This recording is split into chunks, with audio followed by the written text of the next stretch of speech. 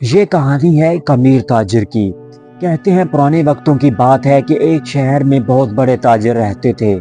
اللہ تعالیٰ نے انہیں بہت ساری دولت اور زندگی کی تمام نعمتوں سے نوازا تھا۔ وہ اپنی بیگم اور اکلوتے بیٹے کے ساتھ ایک بہت بڑے بنگلے میں رہتے تھے۔ بہت زیادہ دولت نے انہیں اتنا مغرور کر دیا تھا کہ وہ غریبوں کی مدد کرنا بلکہ ان سے بات کرنا تک گوارا نہ سمجھتے تھے۔ ایک دن وہ صبح سویرے اپنے پالتو جانور اور کتوں کو کھانا کھلا رہے تھے کہ دروازے پر دستخط ہوئی۔ چوکیدار چھٹی پر تھا، مجبوراً انہیں خود دروازہ کھولنے جانا پڑا۔ چوکیدار کو برا بھلا کہتے ہوئے جب انہوں نے دروازہ کھولا تو سامنے ایک ضعیف بزرگ آدمی کھڑے تھے اور حلیے سے غریب دکھائی دیتے تھے۔ سیٹھ صاحب نے بڑے دہشت لہجے میں ان سے آنے کی وجہ پوچھی۔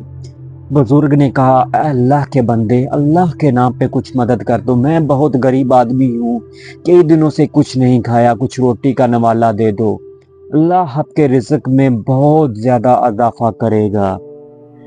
یہ سننا تھا کہ ساجد سیٹھ صاحب کو بہت غصہ آ گیا۔ انہوں نے کہا، نہایت ہی بدتمیزی سے جواب دیا، کیا میں اسی لیے اتنا کماتا ہوں کہ تم جیسے کام چوروں نکموں کی مدد کرتا رہوں؟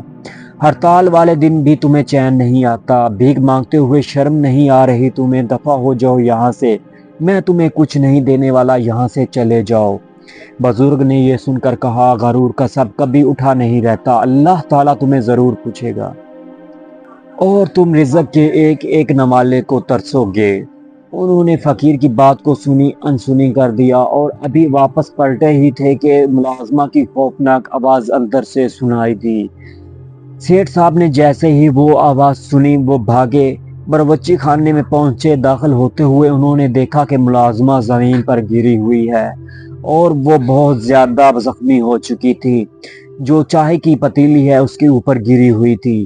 سیٹھ صاحب کی اہلیہ بیٹے کو ساتھ لے کر مہکے گئی ہوئی تھی۔ ملازمہ ناشتہ بنا رہی تھی کہ یہ حادثہ پیش آ گیا۔ انہوں نے نہ چاہتے ہوئے بھی ملازمہ کو اٹھایا اور قریبی کلینک لے گئے، ان کا علاج کروایا۔ اس کے دونوں ہاتھ بری طرح جل گئے تھے، مجبوراً اس کو بھی چھٹی دینی پڑی۔ ان کو کچھ سمجھ نہیں آ رہا تھا کہ وہ اب کیا کریں گے، اس کو خود تو کچھ بنانا نہیں آتا تھا۔ انہوں نے سوچا کہ دفتر جا کر کچھ کھا لوں گا، لیکن پھر یاد آیا کہ آج تو ہڑتال ہے، دفتر بند رہے گا۔ اب انہوں نے سوچا کہ ناشتہ نہ صحیح کچھ دودھ پی کر گزارا کر لیتا ہوں۔ وہ یہ سوچ کر انہوں نے باورچی خانے کی طرف رخ کیا۔ باورچی خانے میں قدم رکھا، آہٹ کی آواز سن کر ایک بلی بڑی تیزی سے بھاگی۔ وہ پتیلی میں سے دودھ پی رہی تھی، بلی ڈر کر بھاگی تو دودھ کی پتیلی بھی گر گئی۔ بلی کو اچھی طرح برا بھلا کہتے ہوئے انہوں نے فیصلہ کیا کہ کچھ دیر ٹی وی پر ہڑتال کی صورتحال دیکھ لی جائے، شاید کچھ حالات بہتر ہو گئے ہوں اور میں کچھ باہر جا کر کھا سکوں۔ ٹی وی دیکھتے ہوئے دن کے 2 بج گئے تھے اور اب بھوک کی انتہا نہ رہی، شدت بہت زیادہ ہو چکی تھی۔ مجبور ہو کر انہوں نے باورچی خانے کی دوبارہ تلاشی لینی شروع کر دی۔ انہیں بسکٹ کا ایک ڈبہ ملا، لیکن جیسے ہی انہوں نے بسکٹ کے ڈبے کو کھولا انہوں نے دیکھا کہ اس میں چیونٹیوں نے بسکٹ کو کھا کر بھربھرا کر دیا تھا اور وہ طیش میں آ گئے۔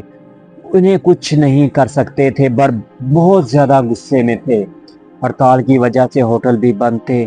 فریج میں ایک انڈا نظر آیا انہوں نے سوچا، چلو آج انڈے کو ہی کھا لیتا ہوں۔ تلنے کے لیے اسے توڑنے کے بعد اسے دیکھا تو وہ گندا نکلا۔ ایک کونے میں اسے ایک دہی کا بالٹی نظر آئی۔ جیسے ہی اس نے وہ بالٹی اٹھائی، باسی روٹی سے ابھی کھانا شروع کیا ہی تھا کہ انہیں پیالے میں کوئی چیز تیرتی ہوئی دکھائی دی۔ انہوں نے غور سے دیکھا تو رائتے میں بھی کاکروچ تیر رہا تھا۔ انہوں نے یہ دیکھ کر ان کا جی متلا گیا۔ ان کی سمجھ میں کچھ نہیں آ رہا تھا کہ یہ سب میرے ساتھ ہو کیا رہا ہے۔ سیٹھ کے گھر میں دولت کی رہل پہل تھی، ہر طرف ہر چیز کی، کسی چیز کی کمی نہیں تھی، ہر چیز عام تھی اور وہ روٹی کے ایک نوالے کو ترس رہا تھا۔ اچانک ان کی ذہن میں فقیر کی بد دعا کے الفاظ گونجے۔ اب انہیں احساس ہوا کہ صبح سویرے ان کے گھر پر سوالی بن کر آنے والا کوئی عام فقیر نہیں تھا، بلکہ اللہ کے نیک بزرگ اور نیک آدمی تھے، اور یہ ان کی بے عزتی کرنے کی سزا تھی جو اب وہ بھگت رہے تھے۔ یہ خیال آتے ہی انہوں نے گاڑی نکالی اور بزرگ کو ڈھونڈنا شروع کر دیا۔ صبح سے ڈھونڈتے ڈھونڈتے شام ہو چکی تھی۔ وہ جنگل میں بزرگ کو ڈھونڈ رہے تھے پر انہیں بزرگ نہیں مل رہا تھا۔ اور نہ بزرگ کا کوئی پتہ چلا۔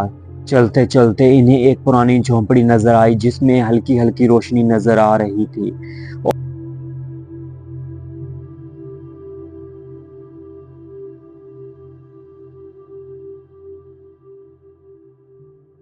وہ گاڑی سے اترے اور جھونپڑی میں داخل ہو گئے۔ ان کی حیرت کی انتہا نہ رہی کیونکہ جھونپڑی میں وہی بزرگ آدمی عبادت کر رہے تھے اللہ کی، جن سے صبح سویرے ساجد نے بدتمیزی اور بد اخلاقی کی تھی۔ انہوں نے روتے ہوئے بزرگ سے معافی مانگی اور وعدہ کیا کہ وہ آئندہ کبھی غرور نہیں کریں گے۔ مجھے احساس ہو گیا ہے کہ یہ دنیا فانی ہے، اصل حقیقت انسان کے اعمال اور کردار ہے۔ بزرگ نے کمال شفقت سے ان کے سر پر ہاتھ پھیرا اور پاس رکھی ہوئی کپڑے کی ایک چھوٹی سی گٹھڑی ساجد کو دی۔ ساجد نے گٹھڑی کھولی تو اس میں سوکھی ہوئی روٹی اور اچار کا ٹکڑا تھا۔ اس کے ساتھ بزرگ نے مٹی کے پیالے میں پانی بھی ساجد کو دیا اور ان کے پاس رکھ دیا۔ انہوں نے بزرگ کا شکریہ ادا کیا اور خوب پیٹ بھر کر کھانا کھایا۔ آج ان کو یہ کھانا گھر کے کھانے سے بھی بہت زیادہ لذیذ محسوس ہو رہا تھا۔ انہوں نے اللہ تعالیٰ کا شکر ادا کیا